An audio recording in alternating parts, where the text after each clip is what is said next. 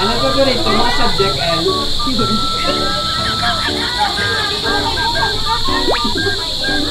Ilang Kedua? English. English. Yeah, English. Hindi ka mudlay sa math. Magulay sa math. Sino subject teacher niya sa English? Sali si Santo. Gamit siya yung mga pin. Wow. Sino galing ka na? Sali ka ba nga sabi ko? Sali ka ba na sabi? Ano na namihan mo ng sali? Mami, matod. Wow. Nga ano ka nabi siya matulog gawin ng ano siya? Mami, pang ano yan? Pag-explain niya. Tapos? Yung mayaga, ano yung muna namihan yung subject? Filipino. Filipino. Sino ang subject teacher sa Filipino? Si Ma'am Sally Aragon.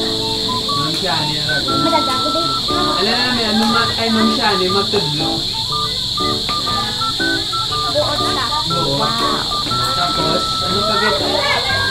Wapa sa. Saan namin si Ma'am Shani magtudlo sa Filipino? Ano? Kami palit sa natin